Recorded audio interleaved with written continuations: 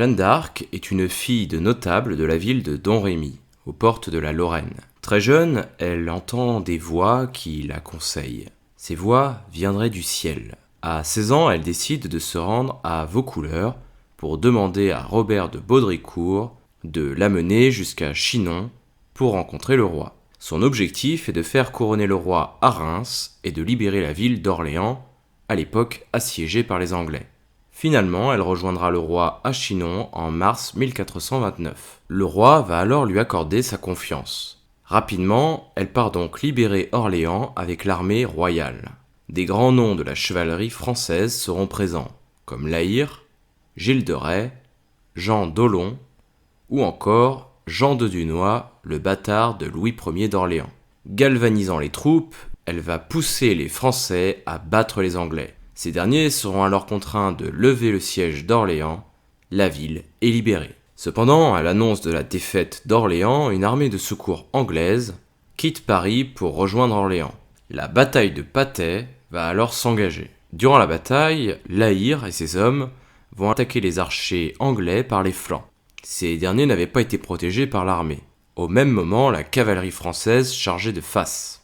Finalement, c'est la débâcle anglaise et la bataille est gagnée. Par la suite, Jeanne d'Arc mène les troupes jusqu'à Reims afin de faire couronner le roi dans la cathédrale. Le couronnement aura lieu le 17 juillet 1429 et à partir de cette date, le roi est légitime. En effet, le couronnement de Charles VII à Reims permet d'asseoir définitivement sa légitimité. Par la suite, Jeanne d'Arc tentera de prendre la ville de Paris, mais les effectifs de ses troupes étaient à l'époque beaucoup plus réduits, puisque le roi Charles VII avait d'autres objectifs en tête. Le siège sera finalement un échec, et Jeanne d'Arc devra se replier.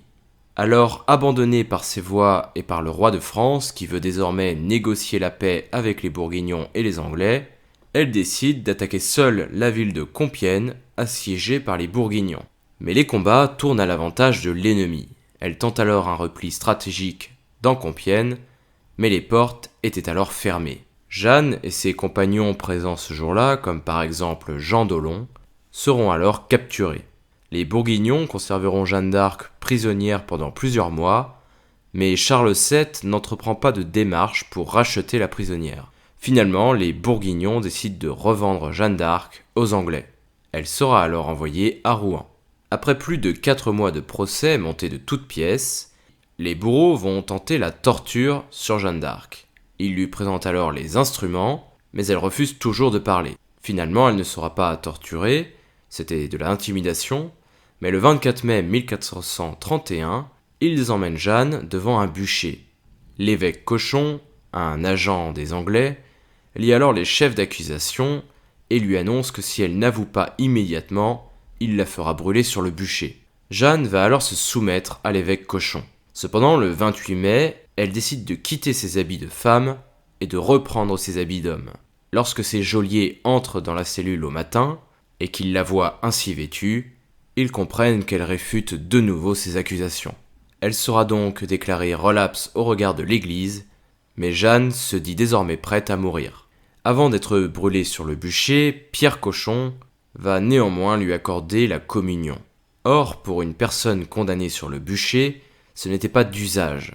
Peut-être ne se sentait-il pas serein à l'idée de la tuer. Elle sera finalement brûlée vive le 30 mai 1431 à Rouen.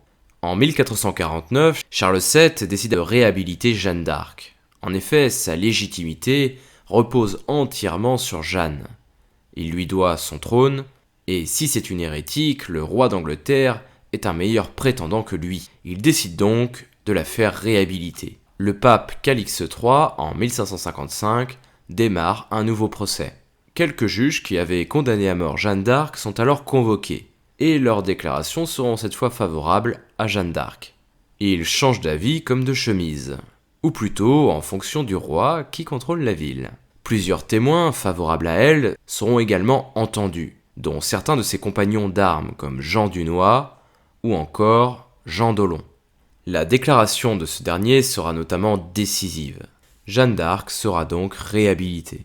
Le 11 avril 1909, Jeanne d'Arc sera béatifiée, puis elle sera canonisée le 16 mai 1920, devenant ainsi Sainte Jeanne d'Arc.